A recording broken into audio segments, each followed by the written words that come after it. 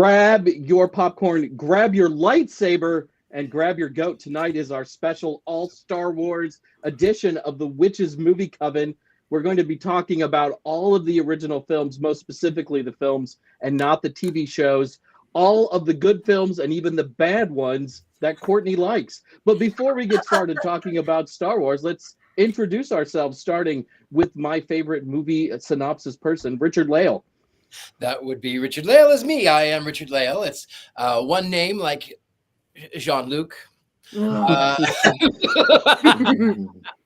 am the gentleman psychic, and I am so excited about today's show. You have no idea how excited I am to be here. Courtney Buckley. That's me, Courtney Buckley, also known as Jason's worst nightmare, after tonight at least. I'm Ghostbait on Scared and Alone. I am pumped. I am ready. I am a huge Star Wars nerd, but I'll fight. So let's go. All right, Heather. Hi, I'm Heather Greene. I'm an author. I'm an editor at Llewellyn Worldwide. I'm also a journalist, and I wrote, which I don't have right now because I'm surrounded by Star Wars toys, Lights, Camera, Witchcraft, a definitive guide to witches and witchcraft in American television and cinema. So I don't think anyone's nightmare, but I am also a big Star Wars fan, so I'm really excited to be here and talking about these movies tonight. And our special guest, Beckie-Ann Galentine. Hi, I'm Beckie-Ann. I am a paranormal investigator, mostly, a little bit of a witch, and I like Star Wars, but it sounds like I'm going to be underqualified for the Star Wars fans tonight. Well, at least you won't lose any friends. Like Courtney and I's relationship will be lost tonight. And I'm Jason Mankey. I've written lots of books. One of my first book for Llewellyn was The Witches Athame, which mentions lightsabers as, witches, athames for wizards or whatever. All right. So we're going to be talking about 47 years worth of movies. But before we get to that, it's time for our unbiased movie synopsis with Richard-Lael. I am curious how many of these you watched. I saw exactly one, but only because I was dragged to the theater years ago and I forgot about it until just recently. I went, oh yeah, there's this one about this love triangle and an android that looks like a soccer ball, and that's all I remember because I was bored to tears, and I'm not going to tell you about that, but I will tell you a synopsis of 47 years worth of cinematic whatever. Anyway, a long time ago, I can still remember the way the music used to make me smile, and I knew if I had my chance that I could make those people dance, that maybe they'd be happy for a while.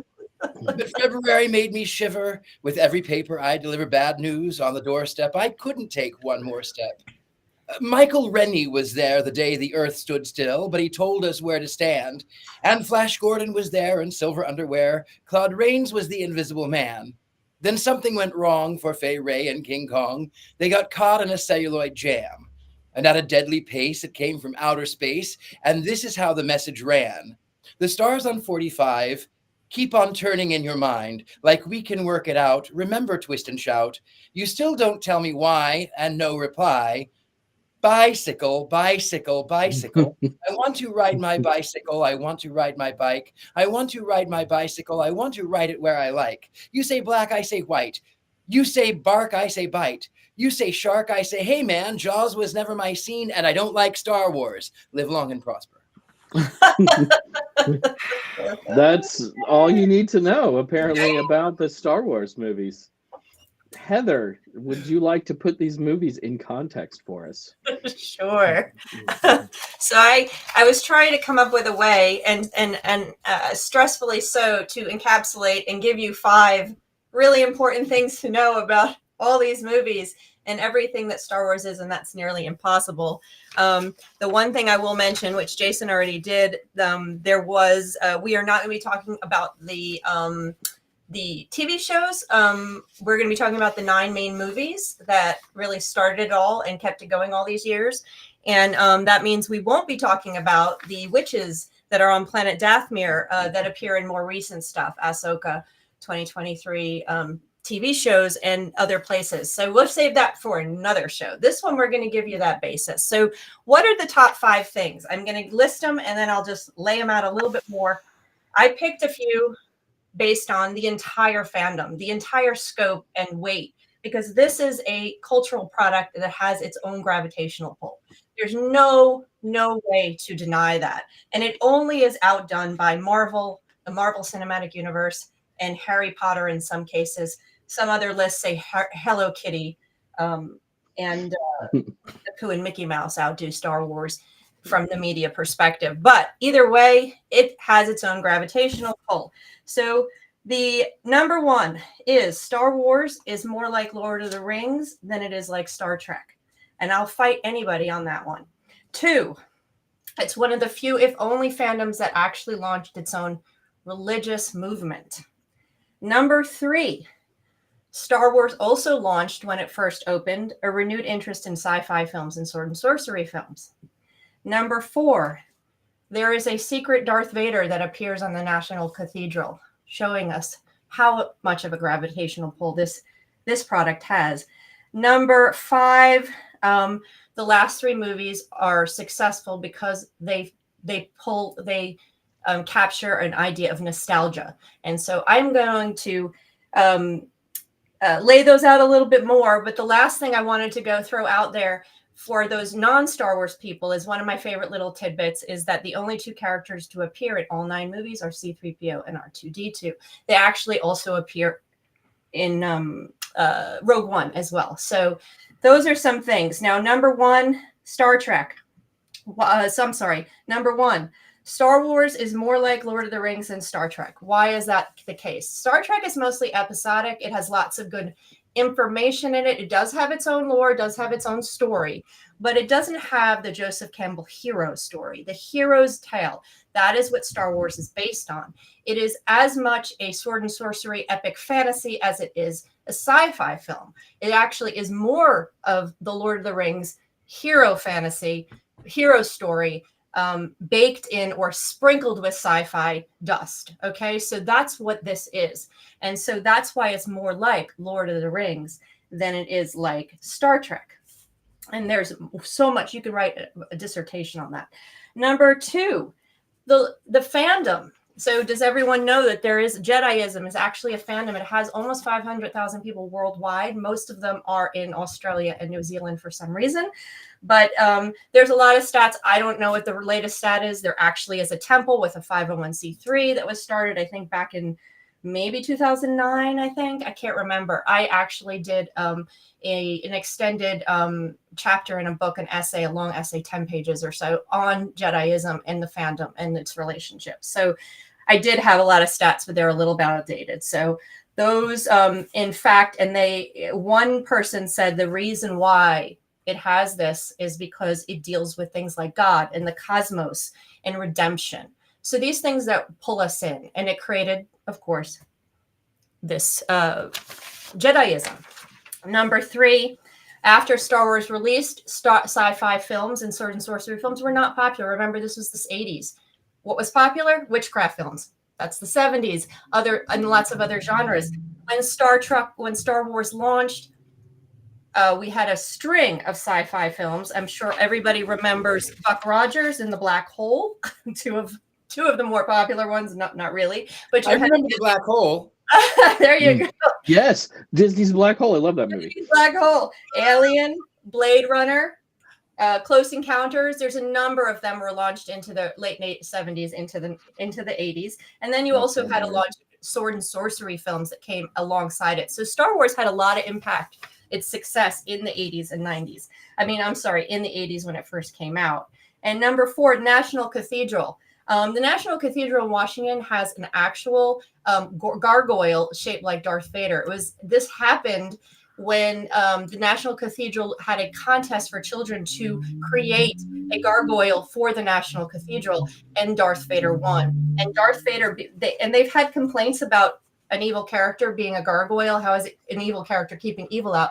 The church says, well, it's a story about redemption. And so he's a perfect character to be there. So he is on the National Cathedral if you go to Washington. He is hard to see, though. So I had trouble seeing him when I was there, so bring binoculars. So that was 4. And number 5, nostalgia. Okay, so and I wrote an article on the first movie when it came out, and the first of the last three. I'm sorry, so that was 4, 5, 6, 7. So when 7 came out, I wrote an article about it and how it really plays on nostalgia. This is something Disney does very, very well. It knows this concept. If you watch Disney films, it is always a spoonful of nostalgia. They always are using that to earn more money, to make more profits, as well as to pull at our heartstrings. The first movie of that last set is a remake almost of the first 3 movies, and it continues through number 2 and 3. You constantly hear repeats of lines, nods to the old movies. Disney knows how to appeal to its new fan base and also bring in the old fan base. And so those last 3 movies are almost a regurgitation of the first 3 in a modern way, in so many ways, narratively, thematically, just practically, plot-wise. Everything. You can see whole scenes repeated even. So that's that. And the last thing I noted, again, C-3PO and R2-D2 3 were actually repeated in all of the 9 movies, and that was originally intended, and they still remain that so. And they're iconic in that way. But that's it. That's all. There's so much to say. We can talk about potatoes as asteroids. We can talk about, so there's so much lore out there. I'm going to stop because we could go on forever. When you talk about Jediism being a religion, here's the thing that most people don't know. So in 1971, this witch named Lady Sheba publishes a Book of Shadows. It's the first collection of witch ritual that was published by a mainstream publisher. In 1975, she published a book called Witch, which was just her kind of ruminating on witchcraft. And she called the power that unites the world the Force. Before George Lucas's movie came out, I do not want to say that witchcraft directly impacted Star Wars. However, witchcraft directly impacted Star Wars. And it is possible that George Lucas got the idea of the Force by reading Lady Sheba. So there you go. A little tidbit there. I know, blown away. So let's talk about the original trilogy to start with. And I'm going to steal the microphone for a second because I was 4 years old when Star Wars, A New Hope, as it's titled now, came out, and I saw it in a drive-in theater, and I had never seen anything like that in my entire life and was instantly in love with these movies, as were every kid that I knew up until really we were done with high school. Everybody loved these movies. Nothing had been like this before. Nothing was really like this since until we got to superhero movies, I think, in the 1990s. And it was just such a powerful moment in the zeitgeist. Everybody wanted to be Han Solo. Everybody wanted to be Luke Skywalker. The merchandising, the pajamas, the toys. It was unlike anything anyone else had ever seen before. And one of the things about Star Wars that I think people miss is those movies were originally made for kids. And then we go back now and we want the themes to be more adult. We want things in them to hold up better than they do 35, 45 years later. But then we forget that when you're 4, you're going to love something like that. And it's hard to recapture your elementary school years necessarily. I just want to jump in. I don't think they were made for kids, and the number of people, the original ones, but the number of people, it wasn't just the kids who loved these movies back then. Do you remember the lines for Return of the Jedi? Do you remember? I mean, they were out the door when that movie came out. Everyone was talking about, is it really his father? Is it, what's going on? So that was insane for a movie back then. So I mean, my father went with us to all these movies and would argue with us whether or not Darth Vader was Luke Skywalker's father, and was correct and I was wrong. As people who are younger than Heather and I, Beckie-Ann and Courtney, how do you react to the original trilogy? What are your thoughts on it? Go ahead, Beckie-Ann. To me, personally, I remember the first time. So my parents didn't say like, hey, there's this thing. Like, obviously, I feel like there is a change in you when you watch Star Wars for the first time, right? Like, I think everyone knows the first time they watched it. It's like, I hesitate to say, but also E.T. is another movie like that. Even though I'm from a later generation, watching the original Star Wars for the first time still was like, I was sitting at my babysitter's house. I don't remember anything else I watched at that house, but I remember watching them, and they're introducing these fantastical characters and talking robots and friends that are not human. And so it really brought like this perspective of broadening what a friend could look like and what friendship looks like and what you go through. And then my unique experience is that the newer ones started coming out, and I remember it was the countdown to the millennium, and I had the princess shirt and it had a little countdown to the year 2000. So that was something that my brother and I really got into. But I always remember like liking it and saying like, this is a different kind of film. It's not like what I'm used to seeing. And we didn't get stuff like that until much, much later with like Lord of the Rings and stuff, like things that you could get into and there was a story to follow and you get connected and you grow with them. So that watching it for the first time, it was still impactful, but it will never be when it was sweeping the nation impactful. But it still held like some gravity. For me, same thing as Beckie-Ann. Like, I remember watching it for the first time. I had a really rough childhood, and my dad, one of the only good memories I have with my dad was sharing Star Wars. And he showed it to me, and I loved it, and it was our thing. And so I've been chasing that nostalgic high ever since. And when it came to Nathan being old enough to watch them, like, I was counting down the days until I could show my kid Star Wars and have that moment with him. And lucky for me, he became obsessed, and it became one of his autistic special interests. So our whole life is Star Wars.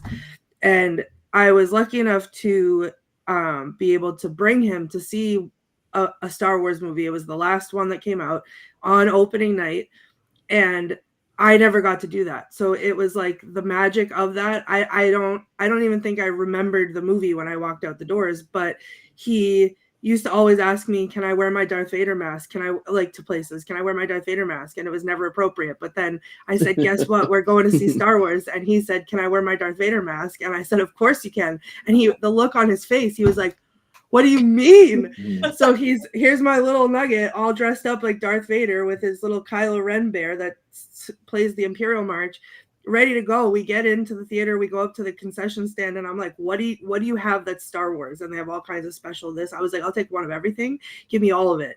And we get there and we sit in the seats, and it was like such a communal experience to see that. Like, I talk about this all the time, how much I love going to see a movie in the movie theater. This was on such a different level. I remember like the guy next to us was by himself, and he left his like collector cup for us. And then there was two brothers that were next to us. One was special needs, and the care that went into like the one brother taking care of his other brother and being like hyping him up and getting so excited to see the movie. And then the theater was packed. We got the last two seats. And then all of a sudden, and I'm looking at Nathan and I'm looking at the screen, and then all of a sudden, a long time ago in a galaxy far, far away comes on the screen, and I lost it. And I was sobbing for like 5 minutes because I couldn't believe that like I got to live this way. Because I'd always I've goosebumps talking about it. Because I'd always wanted that. And that's the power that is Star Wars. And then we were lucky enough, not to stray from the movies too much, we were lucky enough that like one of my biggest dreams was that I wanted to take him to Disney, to Galaxy's Edge, before he was too old to not enjoy it. And shame on me for thinking that would ever happen, because at 37, it was magic to me. Like, we went and made our own lightsabers, and that experience, like, again, I was hysterical because I was there. I was immersed. I was a Jedi or a Sith or whatever, and I watched my child get to like live this dream of his. And like at the end of the experience, Yoda's voice comes over the speaker, and he's giving you a pep talk. The lights dim down, and they have all the lightsabers turn on, and they raise their sabers. And it was like life changing. Like Beckie-Ann said, like just that moment to watch my kid get to do that. And then I got to do it after him. And I thought, oh, well, we just did it, so it won't be a big deal. And it was a huge deal. It was like a massive deal, like putting that together and getting that moment myself too. So I think that for me, Star Wars is, it's nostalgia, but not just for movies. It's nostalgia for the magic and the experience and, you know, all the things that came along with it, because it's not something that people just are like, oh, let me put a movie on and watch it by myself. It's always with friends, or it's with family, or there's a memory attached. And I think, you know, witches or no witches, that's the magic that is Star Wars.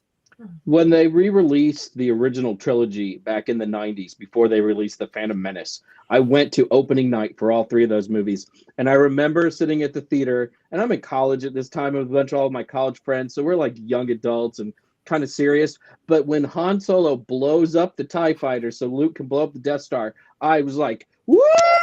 And yelled super loud in the theater. And then everybody else started yelling and cheering, and like it like broke the bubble. And then in the other movies, we did that in the second and third movies, like from the very start, you know, and the Death Star blows up and everybody goes crazy. I have a question for Richard-Lael, though. As somebody who doesn't like these movies, are you ever lost, like, in the cultural zeitgeist? No. Because Star Wars is such a part of the fabric of so many things. Where I don't, the film does not appeal to me. The series does not appeal to me. I can absolutely understand. I mean, I would have to be living under a rock to actually not know the plot for at least one of them. I've seen Family Guy. I mean, it's everywhere. It is in the zeitgeist. So no, I'm not lost as far as that goes. And I have to say that the things that inspired Star Wars, I thoroughly enjoy. Heather, you mentioned that this was a lot closer to The Ring than Star Trek, and you're right. And it is also inspired by the music of Richard Wagner. It is a space opera. I identify with that. In small bits, I can actually love the Ring cycle. I love Metropolis, 1927, who inspired the look of the robot. I don't remember his name. Buck Rogers of the 25th century, Flash Gordon, the original comic book. These are things that I can absolutely understand, and I can get behind the zeitgeist of, and I can see how people would be fascinated by it and enthralled with it. But for me personally, the major reason, there's two things that I fight with myself over. And one of them is that it sort of simplifies magic into all good and all bad. And magic is only used as a weapon. And that's a thing that I struggle with as far as the zeitgeist of the film. And then it also reminds me, I have a really hard time with anything that reminds me of the 1930s and 40s in Germany. And I can't help it. I can't help it. I can't help it. I can't help it. I can't help it. And I know the good guys win. Yay, they blow it up. Great. But I have PTSD from, I don't even know why I have PTSD, but really when I think about that time, it makes me nauseous to the point where I almost can't function. And where I get all of the pretty lights and the stars and the robots and the epic opera of the space, it just overwhelms me. And that's why I don't enjoy it. But I can understand why people who don't have that same emotion that I do, that they're more disconnected. I can understand why it would be a popular thing. I take back putting my sunglasses on, because that's valid. So yeah, that is valid. And that's not just having poor taste like Jason. That's an actual reason. So yeah. Holy crap! We haven't even gotten that far yet, Courtney. We haven't even gone there yet. Wait, I have a question. I have a question for all of us, and I have a question for everyone in the chat. I would like to know whether or not this was a unique experience for me, and I believe that it's not. But how many of us sat in our bedrooms after watching any version of Star Wars and tried to like use the Force to move things around? That was my whole childhood. I have to jump in here because I had a similar being of similar age to Jason, Star Wars, we were the perfect generation to capture all of these movies in the way that they were designed, because that's what they were designed for. The new ones were designed for those of us who saw them as kids when we were younger, could remember that. But I saw them as a kid, but I was not only watching them, I was raised by a Star Wars fanatic. So my dad is a huge Star Wars fan. He's read all the books and watched the movies. I don't know if he's watched all the recent cartoons and stuff like that, but he also worked for Kenner at the time. So he was working for the toy in advertising, doing commercials for it. So we also had all the toys, and he may still have a lot of them, to my mother's dislike, packed in the closets. So in fact, I have behind me, I'll just show off my AT-AT walker here, because he was in the commercials in the 80s. He is an original, and he was actually in the commercials. If you saw the commercials in 1983 for this AT-AT walker, he was the actual one you're seeing. So he's been with me, and my original Princess Leia. So my dad would buy us all the toys, at the holidays. We'd wind up with toys, and he bought this one for my sons when they got. So I had a similar relationship with Star Wars as Courtney has, because then I had, not only was my dad when my kids were born, showering them with all these toys. This is Black Phillip's best friend. Bought all these toys for my kids too, and I got to introduce my kids, and every time we got to watch a new movie and I got to sit with them, the old ones, the new ones, whatever, as soon as that galaxy far, far away and then it comes on, every time I'm done. I am 5 years old again watching the movies back then, so excited. And we just were reviewing some of the newer ones, and my son sat with me and Ben, and we were just it was screaming like you guys were talking about. So for me, this is more, like you said, Courtney, it's more than just movies. It is as connected to who I am in my life and my history as Disney is, which I often talk about. It's that nostalgia that it's how I grew up. My dad is a massive Star Wars fan. Everything was Star Wars in my house. So it's huge. And the movies, I remember seeing them in the theaters, and I loved every minute of it. And I still to this day love every minute of it. And for so many reasons. And I think, getting back to the witchcraft thing, the magic of Star Wars, magic in Star Wars, if we call it the Force, is on both sides. And the one thing I think maybe Star Wars is a little bit of why I found witchcraft, because the concept of the Force is an animistic concept. And I subscribe to that, in the witching world. So I think, in even watching the new movies, I'm like, yes, that's it. They understand it. So I think there's a little bit of something in Star Wars that maybe set me towards the witchcraft path. I would love to address the comment that just came on the screen, Jar Jar Binks for president, because I take personal offense to this, because Jar Jar Binks is the worst movie character in the history of all cinema. Jar Jar Binks is problematic, Courtney. Here's the thing.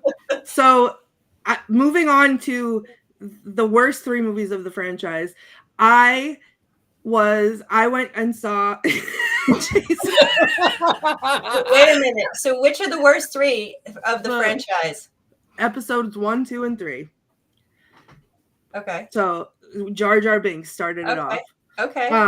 So I was I think in middle school when Phantom Menace came out, and my dad took me to see it. So I did see that, but it was like, it wasn't the same experience, because I was kind of like, what is happening? The only saving grace for that movie for me at the time was that Ewan McGregor as Obi-Wan Kenobi gave me the same feeling that the Witch Boys and the Covenant give me. And so I had a big fat crush, and I had an Obi-Wan lunchbox, and I used to proudly carry it around school. But the more I thought on it, the more I was like, this was the worst thing I've ever seen in my life. And it felt like it ruined the franchise entirely to me. So I held on to that, and I was one of those people that were like originals or nothing for a long, long time until I showed Nathan the movies, and then he wanted to watch all of them. So Jason, if you hadn't been so impatient, you could have heard the rest of what I was going to say. The force was not with me.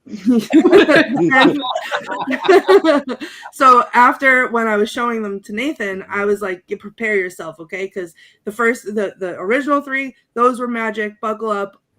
The first 3 might lose you.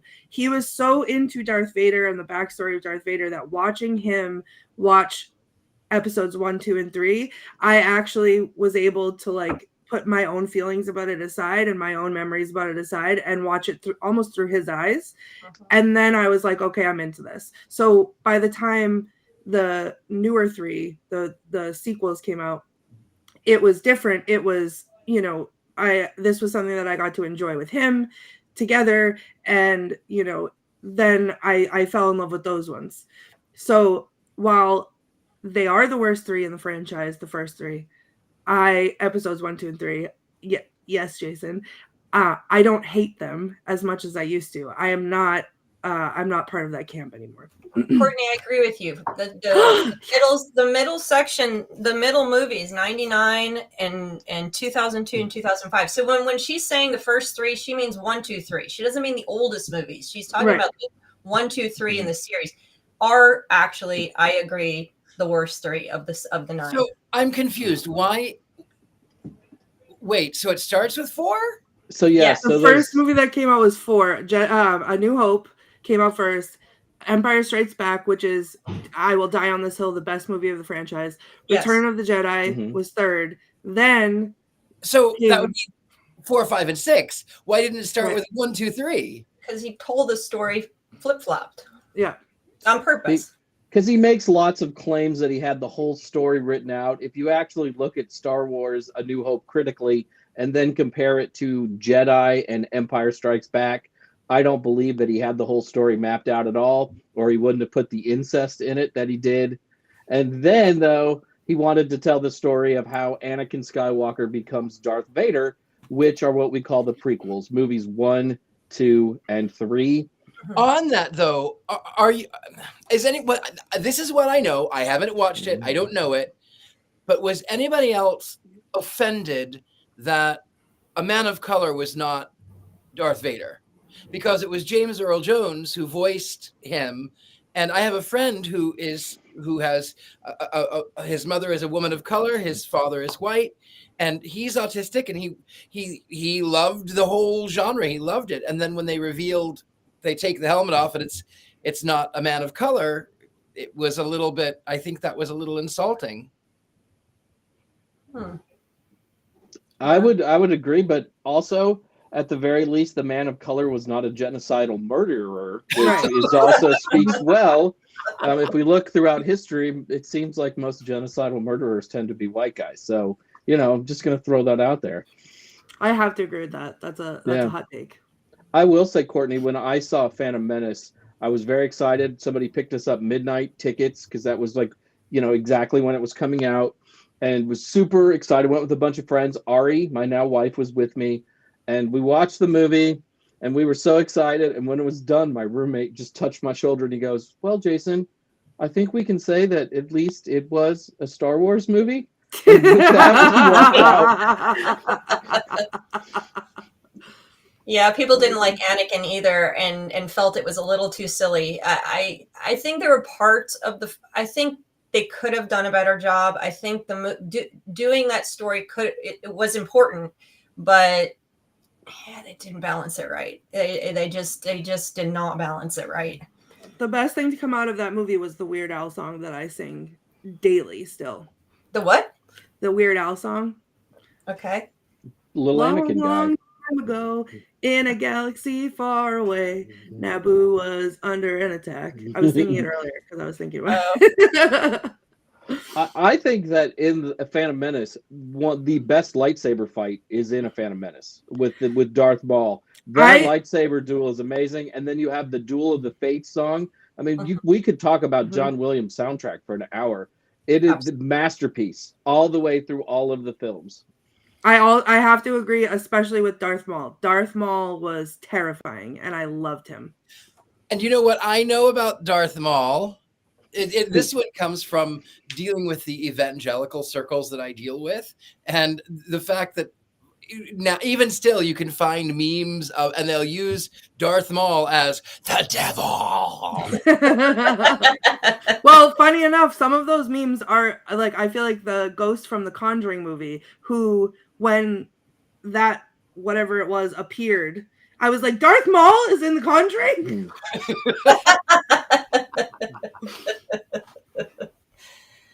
Yeah, there were good moments in that. There were really good moments, and what I loved about the first three is that that it set up what Richard-Lael said he can't tolerate. It really hit it home. The 1930s German, the Nazism that Lucas really wanted to pull out of the first three that's there, but he explains it and he shows it. And even the messages in that might be valid for us to be actually watching and paying attention to right now in our current political climate, because he spells out exactly how that republic became the empire, and how those pieces were laid out. And that there's parts of those three that are very good. There's moments, the lightsabers, the colors, the filming, but they were not as impactful as the first three. They didn't hit the chords. They didn't pull you in. They would not have launched the Jedi religion on their own. Let's just put it that way. Yeah. Can I just really quick say thank you, Taya, I got that wrong. It wasn't The Conjuring, it was Insidious. And that was right. Yeah. Sorry. So what does everybody think about Jar Jar Binks? I mean, that's the most polarizing figure in all 9 of the movies, I think. Yeah. But go ahead, Richard-Lael.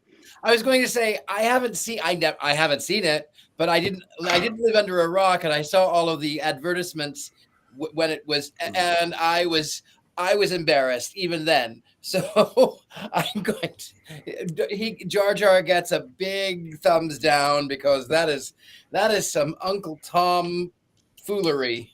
Mm-hmm. I am infatuated though with the theory that Jar Jar Binks is a Sith Lord.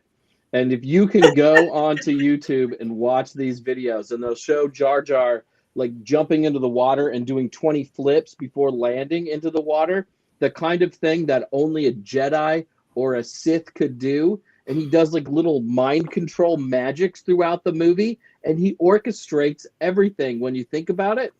And I think, to me, that would be the brilliant retcon, just to go back and admit that Jar Jar is pure evil. And that would redeem everything about the prequels. Yeah, I don't know about all that. I think deleting Jar Jar, like if we could get like a new director's cut, like a fan cut, where the whole Jar Jar, everything about him was deleted from the thing, and then they replaced Anakin with someone who wasn't so whiny and ridiculous, then maybe we could talk. Also, Revenge of the Sith is my favorite movie in the entire series. I'm not saying that it is the best movie, because I'm not foolish, but it is my favorite movie. And that last hour when Anakin turns to the dark side is gripping and is powerful. And when he goes into the Jedi Temple and he kills the younglings, that is some dark, dark stuff. That is dark. Some serious stuff. And I love that movie so much. I was watching it before we started the show. I know, Courtney, you hate it. I know. Well, because it's just another grown adult white man having a temper tantrum. Like, for what? Okay, I've seen it. I've seen it everywhere. I don't need to see any more of it. Like, calm down, get a therapist, and move on. Yeah. Does Beckie-Ann, you've been very quiet. I didn't want to interrupt, but I will say that those movies, they're not great. Okay, like I understand what she was saying. Like they wouldn't create Jediism from them. It would have been like a little moment, and that's it. There might have been one. It wouldn't have been. We have to keep making more movies. But for us, it was like, this is for us. Like those old ones were for our parents, and these are for us. So as a kid experiencing Anakin, I thought he was cool. I was like, he's cool. Like, I want to be like that. And Jar Jar, like, obviously I didn't want to become evil, but like, I thought he was cool. And I was kind of heartbroken that was where the direction it turned. But Jar Jar, as a kid, and I know my brother, we're not the only kids in the universe, but going to school, like, it was fun to pretend to be him. It wasn't until you became an adult and you're like, oh, like that's not only bad. The fact that we were doing that out of context for people that didn't know what Jar Jar was, they were probably like, "Oh, those racist, problematic kids are running around." But they put them and it was everywhere. It was our Pizza Huts and everything. So that. It's weird to me because there are people who were adults experiencing Jar Jar and they always knew that was not a great take and he shouldn't exist. But as a kid, we have no concept of that. So we're like, oh, he talks like differently and he looks a certain way. So we thought he was fun. And now it's like, I don't mourn him though. I agree with Courtney, like delete it, like pretend that, sorry, we did not mean to do that. I've always thought it's interesting if you ask some people who are millennials or younger who watch the prequels come out as kids, those are their favorite Star Wars movies. And I have to think about it too sometimes because I'm a Gen Xer and I'm a little biased towards the original ones, but I don't think they're as bad as everybody, like people of my generation say they are. And they really do appeal to a lot of people. Uh-huh. Yeah. As an elder millennial who saw them come out, like it didn't give me, even as it was happening, it didn't give me the same experience. And I think that's why I like, whether or not they're better movies, we could argue about it all day, but that's why I like the sequels better. And again, I think it comes back to what Heather's talking about, the nostalgia. So the feeling that I got watching the originals with my dad did not happen when I went and saw, I went with my dad to see Phantom Menace. It didn't happen when we saw that. But when I took my kid to see whatever the last one was in the movie theater, it happened then. And so I have a love for the new ones in a way that I will never love not the originals. I'll never love the prequels because I don't know what missed, but it missed. Yeah, I agree. I remember seeing them all in the theater. I brought a C-3PO. I went with fans. We went with friends, and we had a good time. I remember having a good time going because it's Star Wars and because I love Star Wars. And you know, I was able to talk to my dad on the phone about it and my brother, and we laughed and stuff. And again, there were parts like the Darth Maul and Mustafar at the end and all of that darkness at the end of that last one. And there were moments that were really good. Queen Amidala's costumes and you know, and I loved watching. I was blown away by the step by step, like I said, of the presentation of the fall of that republic and how it turned into the empire. That to me, being someone who's, you know, interested in studying that history and knowing this kind of socio-political dynamics, I was, you know, nerdly fascinated with that aspect of it. So there are parts of it. I didn't hate those movies. I just think they were the weakest of the 9. In my mind. And again, I don't believe, they wouldn't have alone launched the fandom that we have today.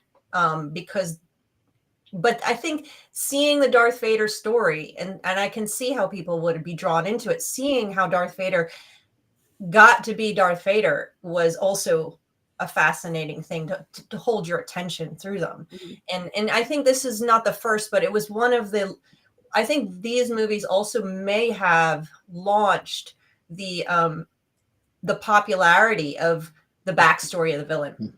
Yep. Yes. Which now in the last 10 years has been very, very common. But I think this was one of the first mega brands, mega franchises to really do that and do it well. The movies might have not been their top movies, but they did the backstory well. And I think this was one of the first. I will say that George Lucas had a story to tell with the prequels. Mm-hmm. He did not tell it well, but he had a story to tell, which is why I hate the sequels, the later movies, 7, 8, or 9 so much, because there is no coherent story there. There was no master plan. All of those movies were assembled one piece at a time, and they don't really tell a story that connects in any way, shape, or form. Search your feelings, Courtney. You know this.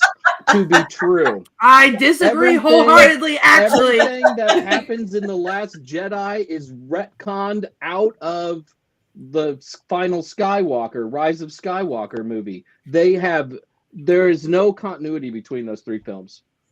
Wow. Imagine saying something so bold and so wrong. It's Just so out loud. correct. And they were so bad that you haven't seen a Star Wars movie in years because they ruined the franchise. What? Yes. He does have a my. point.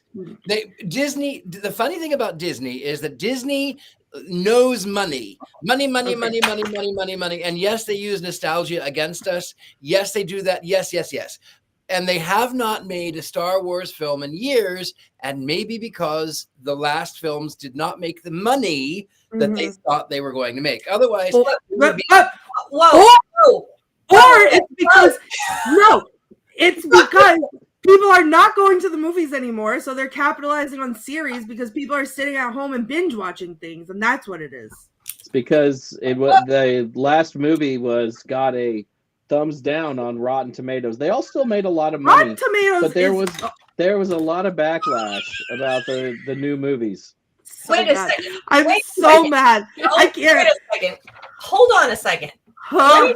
Let's just talk about movies in the theaters for Disney for Star Wars. The first 3 ended in 1983. They didn't make one until 1999. The last one ended in 2019. As far as I know, the math, if they're going to do another series, we got a lot of years before that's going to happen. And Disney has been capitalizing on the franchise like mad. The Mandalorian was fantastic. And don't get me going. I love it. 2023, Obi-Wan 2022, Andor 2022, Solos 2018. They Ahsoka talked about 2023. making a lot of movies that have all been canceled. Finally, they're moving forward. Jason is canceled. This is a different age. Canceled. This is a different age of IP than what George Lucas worked with. Now This Disney. is a different age. But here's Let the deal: the hate is that flow I through think also the Star Wars saga, the original saga is over. There's no more. Now they're doing the side stories. Disney is famous for milking milking a franchise for all it's worth. It's gonna have R2D2 falls in love. Did you guys? Yes. Do you remember the Ewok film back in 1985? It was a made-for-TV movie. It was so bad. But but Disney does that, and that's what they were going to make a X-Wing movie, and then they canceled that. They were going to make more standalone movies in the vein of Han Solo. They canceled those because of the bad reaction. And you, Heather, you remember how divisive The Last Jedi was and the bad reviews for Rise of Skywalker. That is why they paused making the movies until they could figure this out, because they were upsetting every piece of their fan base with some of these. That is not true. I think that these last 3, my opinion, in these last 3 were more enjoyable than the ones from the 90s. You can turn that light off, Jason. Go right ahead. Turn the camera off. Just leave. Just leave. And that is because they didn't. I thought they were more interesting and gripping. I thought they were balanced on, if you read my article, they were balanced primarily on that nostalgia. That was their purpose. And so they went through that. That's what they used, and they used it constantly. Disney does that in every single one of its cartoons. And it was, and it's you can roll your eyes at it almost like, okay, there they go again. They're repeating this. The last 3 films are almost a regurgitation of the first 3 in many ways. Yeah, but that's I think they did it well. No, I don't think so. I think they did it well, and I think they were enjoyable. I was cheering, I was yelling, I was clapping, and I thought it was fun. They were fun. I was booing the J.J. Abrams mystery box. Courtney, do you have quotes for us? I don't know if I can talk because I'm so mad at you right now. But yes, I have quotes. I tried to somehow contain myself because I would have had 19,000. Yes, Adam Driver, thank you. And Rogue One.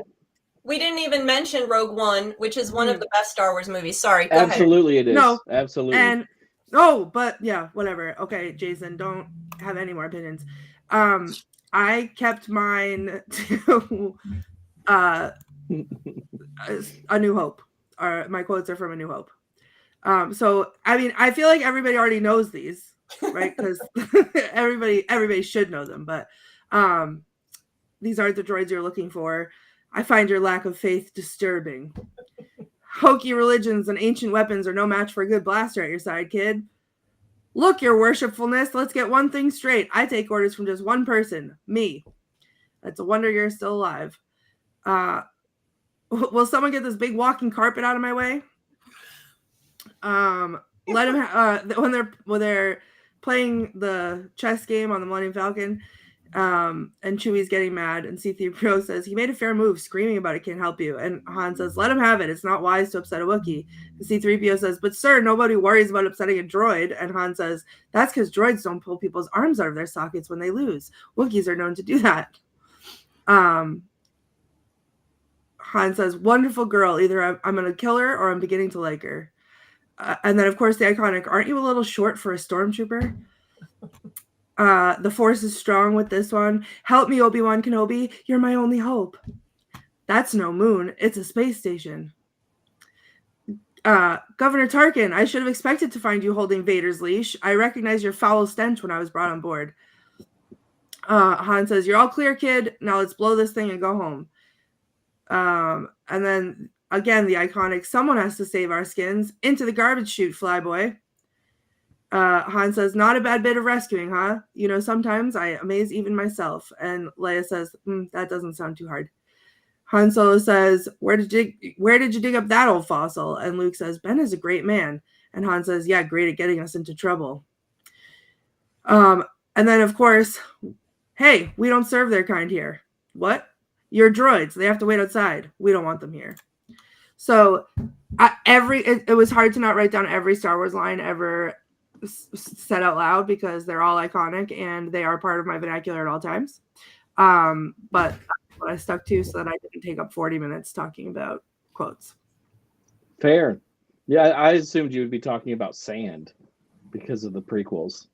I didn't even want to relive those at all for any part of my time because I knew I'd have to deal with you and your choices about them. So at risk of my relationship with Courtney, it is time that's gone for the Mankey Movie Minute. Yeah, we'll see how this goes. We'll see if I'm kicked off the show by Courtney at the end of this. All right, here we go. The original trilogy, and I couldn't help myself. I had to talk about all of them. The original trilogy, the story of a young man who grew up on a desert planet and fell in love with his sister. Also something dark side, and surprise, surprise, an absentee father. Our story opens with a menacing figure in black and a defiant princess all in white. Star Wars, of course, never did do subtle well. And then there are droids, one of whom only beeps at you, which is charming early and then becomes progressively more irritating. Finally, we meet our hero, Luke Skywalker, whose dad, Anakin Skywalker, but Daddy Anakin could never figure out how to use the internet search engines, so he never looked up his kid, which means no child support payments coming in, or even birthday cards with 5 credits in them. Too bad. From there, we meet a roguish Han Solo and the Wookiee Chewbacca. Bad guy then blows up an entire planet, which is genocide, but the gravity of the situation is simply explained away as disturbance in the Force. And the evil Darth Vader, despite committing genocide, is still allowed on the Muppet Show. Later, weird old guy who looks embarrassed to be in these movies sacrifices himself. Princess is rescued, which is supposed to feel like a triumph. But again, we've already seen some genocide.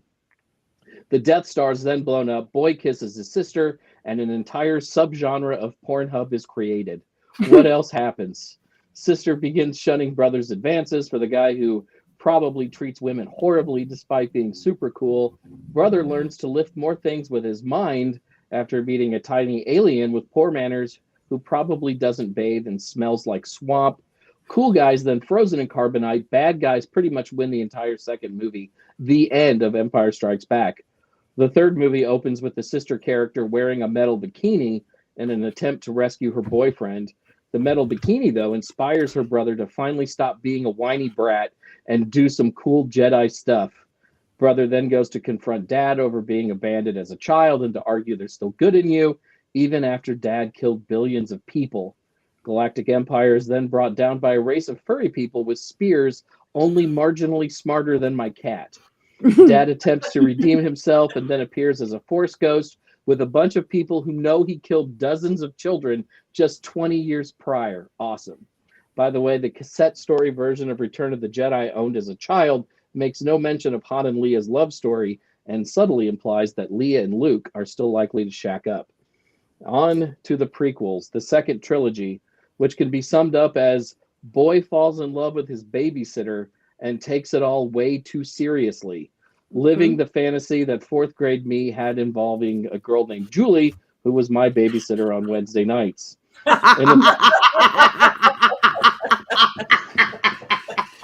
knew that was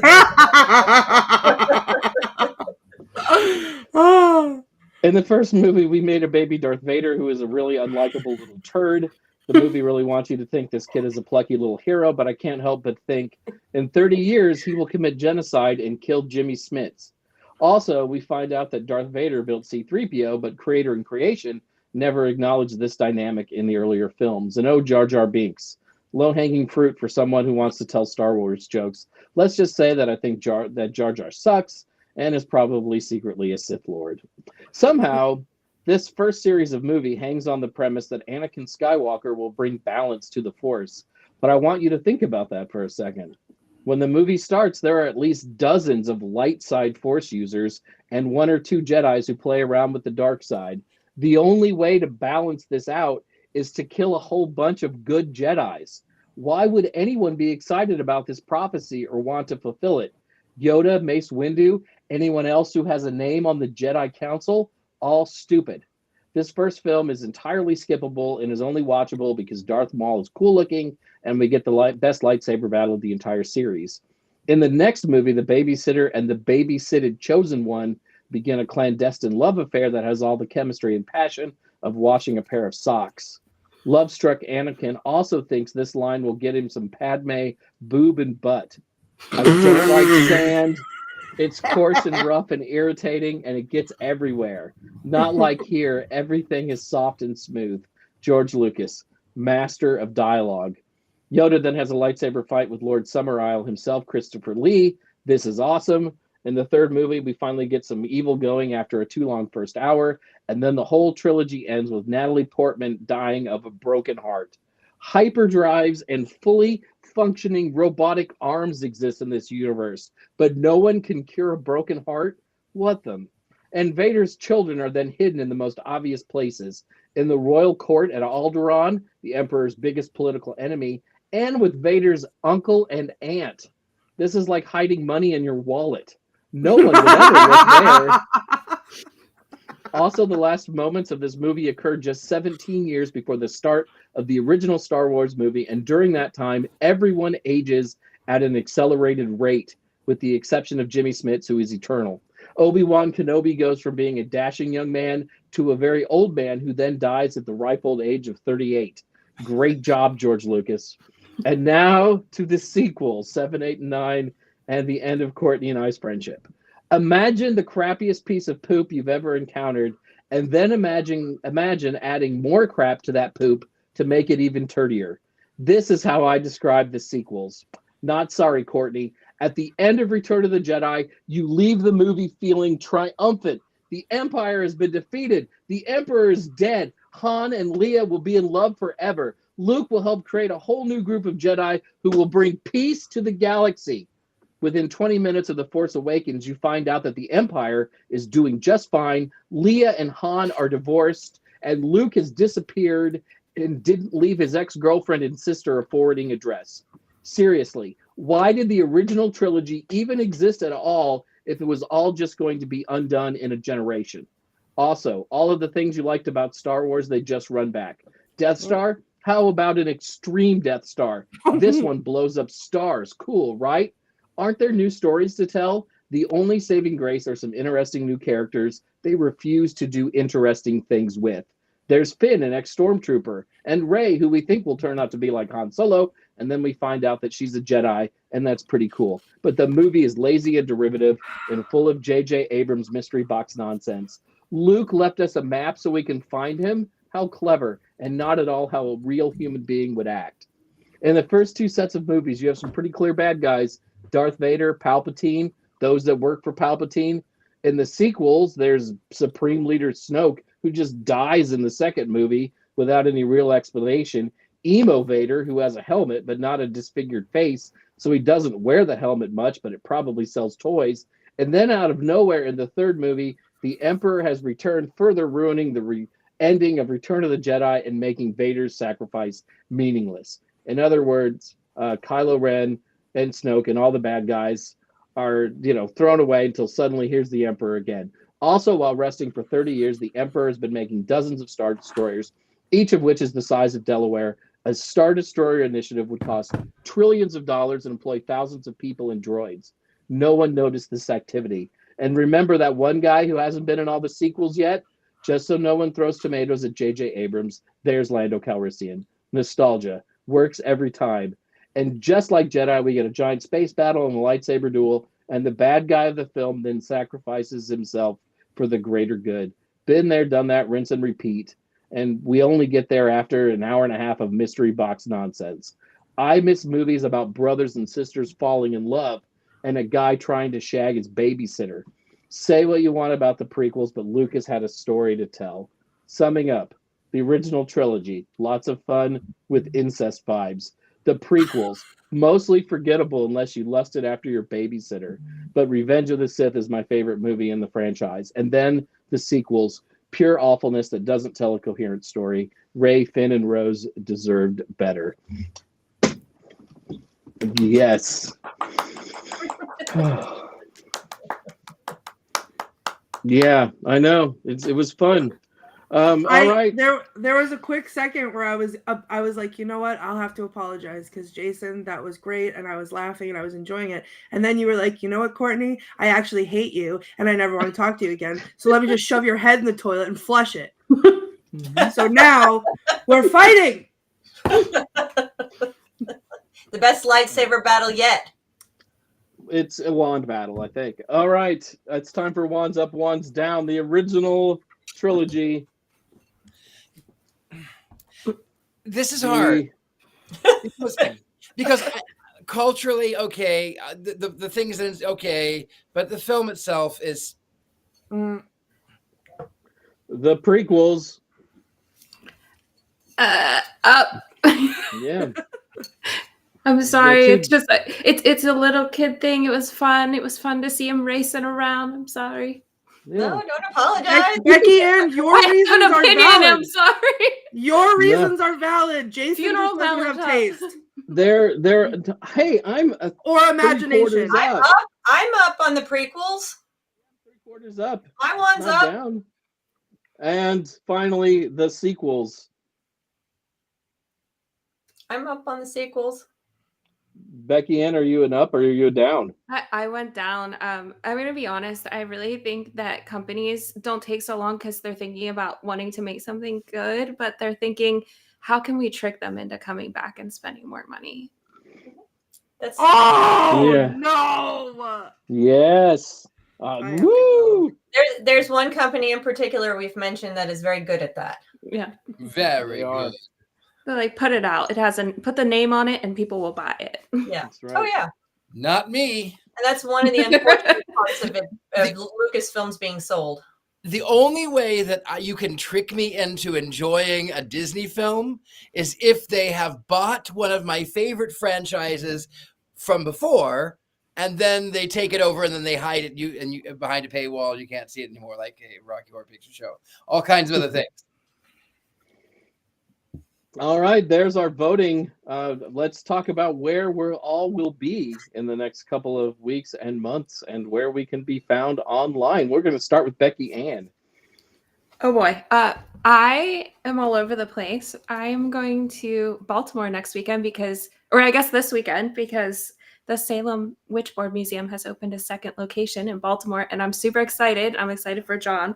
And so I will be sharing about that. I'm mostly on TikTok, if it continues to exist, and Instagram as My Bloody Galentine. Then I have a documentary coming out pretty soon.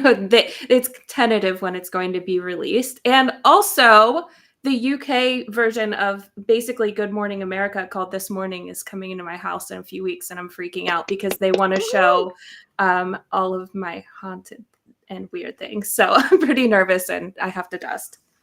Cool. Heather. I am here working with my authors, and then coming up in July, the third week of July, we have Mystic South, just 2 months away, and so we are gearing up and getting ready. I'll be doing 2 workshops, one on haunted dolls and the other one on the meaning of the word witch and what that is exactly. So come and visit me at Mystic South this summer. Courtney. That's me. You guys will all be so excited about this. I am going to see Wicked on stage for my very first time. I've never seen it, and I'm going this weekend. But then on Sunday, May 19th, I will be at the Wicked Piss of Spring Parafair. So come by and say hi at Hard Stuff Hall, which we did an episode of Scared and Alone at. You can find me online at all of the places at the themes, or watch old episodes of Scared and Alone. And Richard-Lael. I am really easy to find. I had to throw that in there. I'm easy to find. I am everywhere. Good Gentlemen Psychics Are Sold. I am here in New Orleans. You can catch me on weekends. I teach at University of Magicus. Also, what movie are we doing next week? Did we discuss that? Oh gosh. Hold on. Give me 1 second. I mean, it was just such a big night for Star Wars. I think that was the focus. Yeah. I forgot what we're doing next week. I have it. Star Wars. It is going to be, are you ready, everyone? Coraline. Oh, yay! I can neither confirm nor deny that I like that movie, as to not give anything away. As we are over time, there is only one thing left to do on our show tonight as we say goodbye, and that is, of course, cackle. 1, 2, 3. Ah!